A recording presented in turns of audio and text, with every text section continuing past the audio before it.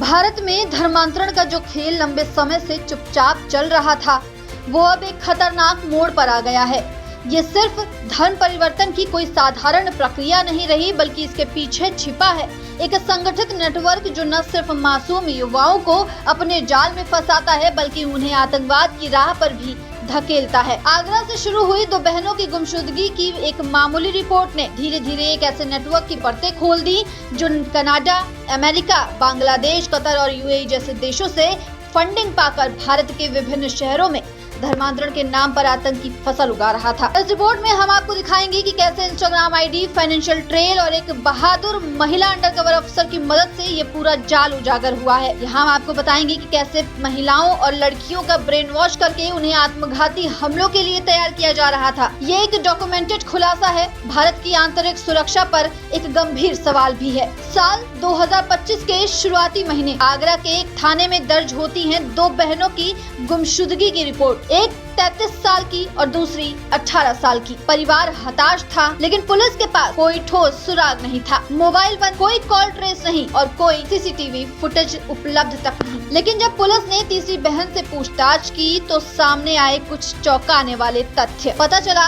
कि गुमशुदा बहनों के इंस्टाग्राम अकाउंट में कुछ अजनबी आईडी बार बार एक्टिव रहती थी। यहीं से इस पूरे मामले की परतें खुलने लगी। आईपी एड्रेस ट्रैक हुआ, कोलकाता और उसके आसपास का लोकेशन मिला। सोशल मीडिया के इस डिजिटल नक्शे ने पुलिस को दिल्ली, पटना और फिर कोलकाता तक खींचा। आगरा पुलिस ने इंस्टा आईडी के जरिए उन प्रोफाइल्स की पहचान की जिनसे दोनों बहनों की नियमित बातचीत होती थी। इस दौरान सामने आया एक नाम, ओसामा। कोलकाता से गिरफ्तार इस युवक का मुख्य काम था लड़कियों का ब्रेन वॉश करना। ओसामा पढ़ा लिखा, सोशल मीडिया का जानकार और कट्टरपंथी विचारधारा से जुड़ा हुआ था। वो लड़कियों को इस्लाम के चरमपंथी संस्करण की ओर मोड़ता था, जिसमें शहादत, जिहाद और फिदायीन हमले जैसे अवधारणाएं भर दी जाती थी। उसके साथ ही काम करता था अब्दुल रहमान कुरैशी, एक यूट्यूब चैनल के जरिए धार्मिक कंटेंट तैयार करता, जो लड़कियों को भावनात्मक रूप से जोड़ने, तोड़ने और प्रभावित करने का काम करता था। लेकिन इस जाल की असली धुरी कोई और ही थी। गोवा से गिरफ्तार की गई एक महिला आयशा, बाहर से देखने में सामान्य लेकिन अंदर से पूरी तरह से साजिश की मास्टरमाइंड। आयशा की भूमिका थी इस्लामिक देशों से आने वाली फंडिंग को भारत में सक्रिय गैंग के सदस्यों तक पहुंचाना। ये एक ट्रांसफर एजेंट की तरह काम करती थी, जो कनाडा, यूएस, कतर, यूएई और बांग्लादेश से आने वाले पैसों को सही समय पर सही हाथों में पहुंचाती थी। कनाडा में रहने वाला सैयद दाऊद अहमद नामक व्यक्ति उसके संपर्क में था, जो विभिन्न स्रोतों से धन जुटाता और आयशा को भेजता। ये सारा पैसा फर्जी एनजीओ, धार्मिक शिक्षा और जरूरतमंदों की मदद के नाम पर आता था, लेकिन असल में इसका इस्तेमाल हो रहा था धर्मांतरण, ब्रेन वॉश और आतंक की तैयारियों में। आयशा के पिता एक फौजी रह चुके हैं, यानी देशभक्ति की पृष्ठभूमि में पली बड़ी है महिला। उन्होंने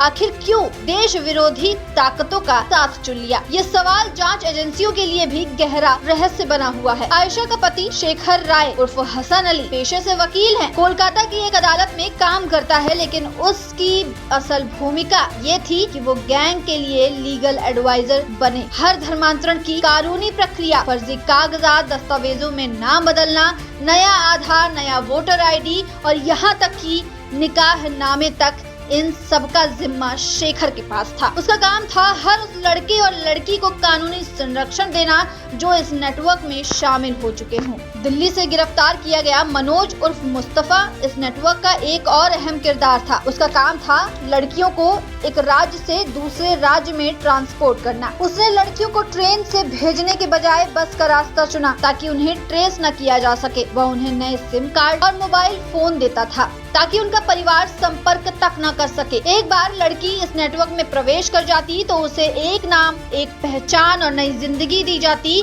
लेकिन एक कट्टर विचारधारा के साथ। जब एक बहन के मोबाइल की फॉरेंसिक जांच की गई तो उसमें सोशल मीडिया अकाउंट से एक चौंकाने वाली फोटो मिली, एक युवती की जिसके हाथ में AK-47 पूरी तरह से काले कपड़े में लिपटी हुई मिली। पुलिस के अनुसार ये युवती ब्रेन वॉश की प्रक्रिया से गुजर चुकी थी और अब उसे मुजाहिदा यानी महिला जिहादी के रूप में तैयार किया जा रहा था। वो सिर्फ एक नहीं थी। सूत्रों के अनुसार ऐसी दर्जनों लड़कियों को भारत में ही आत्मघाती हमलों के लिए तैयार किया जा रहा था। अब सवाल ये उठता है कि आखिर ये सब कब से चल रहा था और कितनी लड़कियां पहले से ही इस नेटवर्क का हिस्सा बन चुकी हैं। इस पूरे नेटवर्क को तोड़ने में एक बहादुर महिला अंडरकवर कॉप की भूमिका सबसे अहम रही। उसने इंस्टाग्राम पर एक फर्जी अकाउंट बनाकर गैंग के सदस्यों से संपर्क साधा। धीरे धीरे उसने खुद को संभावित पीड़िता के रूप में प्रस्तुत किया और गैंग के विश्वास में आ गई। उसने कॉल्स रिकॉर्ड की, चैट सेव की, डिजिटल सबूत जुटाए और लोकेशन ट्रेस किए। उसके पास जो जानकारी थी वो इस जाल को ध्वस्त करने के लिए पर्याप्त थी। उसी की मदद से पुलिस ने पूरी टीम की पहचान की और देश के अलग अलग राज्यों में छापेमारी कर आरोपियों को